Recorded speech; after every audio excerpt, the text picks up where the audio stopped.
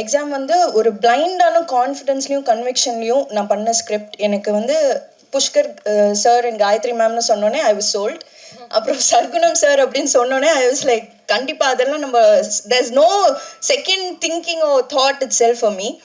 So ஜான்சின்ற character வந்து it was very difficult. ஏன்னா she was a very innocent person but who is very tough to the world. அந்த மாதிரி ஒரு போர்ட்ரேட்ல எனக்கு இருந்தது. ஸோ அவளோட இப்போ காப்னா இப்போ போலீஸாக நான் ஒரு படத்தில் நடிக்கிறேன்னா ஃபஸ்ட்டு நம்மளுக்கு வந்து ஒரு சென்ஸ் ஆஃப் அத்தாரிட்டி வேணும், பவர் வேணும், and emotional restrain is there. So அப்படின்ற போது ஐ ஹேட் டு யூனோ ஒரு ஒரு எனக்கு சேலஞ்சே எங்கே இருந்துச்சுன்னா அவளோட டெசிஷன் மேக்கிங்கில். அண்ட் இதெல்லாம் வந்து எனக்கு எதுவுமே நான் கவலையே பட வேணாம் அப்படின்னு எனக்கு கையில் இந்தாமா அப்படின்னு கொடுத்தது வந்து சர்க்குணம் சார் தான்.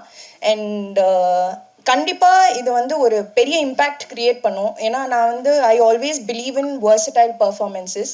அண்ட் அந்த மாதிரி கதை தான் the script will always choose me. That's what I believe.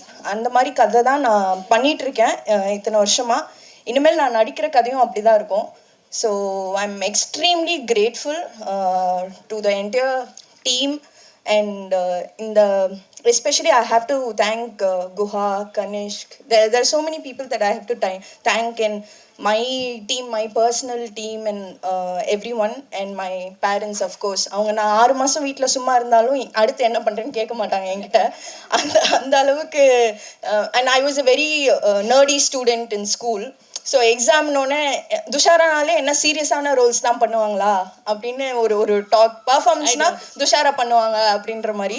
But பர்ஃபார்மன்ஸ்க்கு தானே எல்லாருமே சினிமாவில் இருக்கோம். So I am extremely happy that Jhansi found me and I found soul in Jhansi. Thank you so much.